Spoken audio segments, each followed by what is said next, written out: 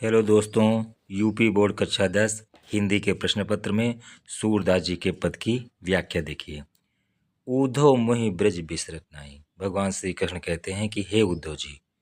सूरदास जी कहते हैं कि भगवान श्री कृष्ण कहते हैं कि हे उद्धव जी, मोहि ब्रज बिसरत नाहि। मैं कभी ब्रज को नहीं भूल सकता।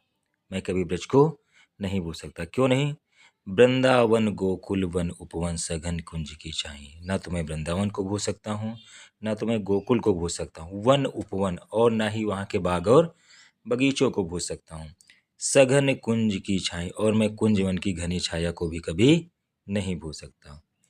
प्रात समय माता जसुमती और नंद देख सुपाओ। सुबह होते ही माता यशोदा और नंद बाबा मुझे देखकर सुख की प्राप्ति करते थे, बड़े ही खुश होते थे, मुझे देखकर बड़ा ही प्रसन्न होते थे। माखन रोटी दही सजाओ। मक्खन रोटी दही सजाकर अतिहित साथ खवाओ। अपने साथ बैठाकर मुझे प्रतिदिन मक्खन रोटी दही सजाकर खिलाते थे।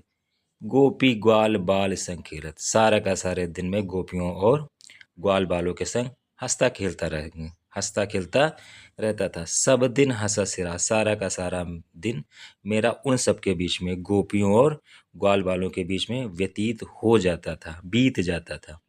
सूरदास धन धन ब्रजवासी जिनसों हित जद उतार।